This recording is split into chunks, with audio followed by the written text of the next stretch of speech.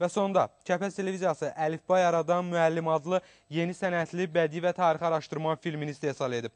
Ekran əsərində dahi mütəfəkkir Mirzə Abbas Abbaszadənin həyat və fəaliyyəti haqqında tarixi reallıqlar öz əksini tapıb. Sənətli film tezliklə kanalımızın izləyicilərinə təqdim olunacaq. Qeyd edək ki, film televiziyamızın bu səpkidə istehsal etdiyi sayca 7-ci filmdir.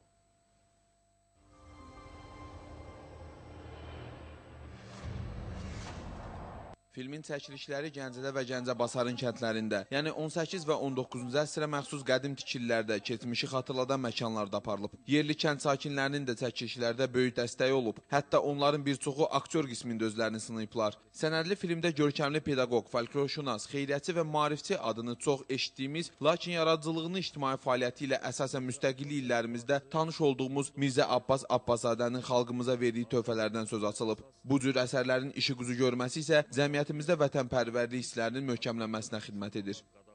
Sənəti film şəkillərdə babam haqqında ən əsas odur ki, bizim tariximiz görsəndə orada, gənclərimiz. Onlar özümüzün tariximizi yaxşı bilməlidir. Milli, mənəvi dəyərlərimizi bilməlidir. Pedaqoji fikir tariximizi bilməlidir. Onu bilməsələr, heç vaxt irəliləş ola bilməz. Gəncəli xadimlər haqqında çəkilən silsilə filmlər Gəncə Regional Elmi Mərkəzinin əməkdaşları tərəfindən də böyük rəğbətlə qarşılanıb. Mərkəzin Azərbaycan Ədəbiyyatı şöbəsinin müdiri Ruziyə Quliyevanın sözlərinə görə, müasir zamanlarda gənclər daha çox vizual informasiya mənbələrini üst tutur və tariximizi daha dərindən tanıtmaq üçün filmlərin xüsusi yeri var. Mirzə Abbas Abbaszadə Gəncəmizin böyük şəxsiyyətlərindəndir. Onun həyatını, yaradıcılığının qaranlıq səhifələrini vərəqləmək, öyrənmək və öyrətmək bizim hər birimizin borcudur.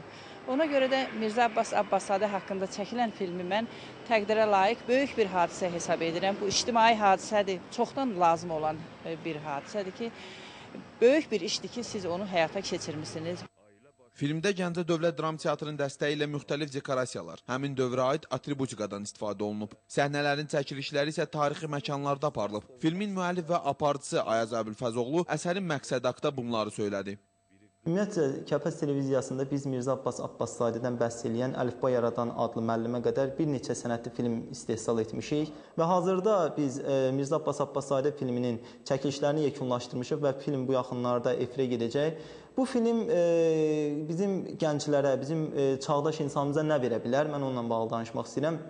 Ümumiyyətcə, film Mirzə Abbas Abbaszadənin həyatından bəhs edən bu film bizim tarixi reallığımızı, tarixi gerçəkliklərimizi, 100 il əvvəlki gerçəkliyimizi əks etdirir ki, bu da bizə imkan verir ki, biz keçmişdən güc alaraq gələcəyə inamla addımlaya bilək.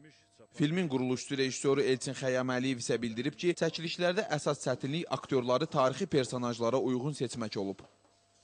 Sənədli filmlərin hazırlanmasında seçilən atributlar daha çox çalışır ki, həmən dövrləri xatırlasın. Yəni, bu Mirzə Abbas Abbaszzadə haqqında olan filmdə də həmçinin həm Gəncə, həm də Gəncə ətrafı kəndlərdə çəkilişlər aparılıb. Yəni, yerli cəmaət sağ olsun bizə yaxından köməklik ediblər. Yəni, bu filmdə 50-yə yaxın həm həvəskar, həm peşəkar aktyorlar çıxış edib.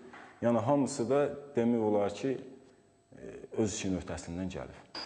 Ora bilin ki, nə boyda Azərbaycan var, nə boyda milli əlifbamız var. Mən öz amalımdan əl çəkməyəcəm.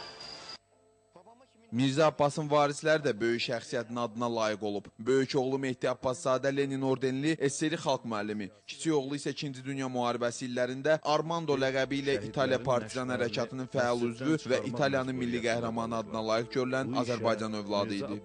Milli azadlıq hərəkatının başlanğıc dövründə 1989-cu ildə Abbaszadənin xatirəsi əbədləşdirilib. Onun yaşadığı evin divarına xatirə lövhəsi vurulub.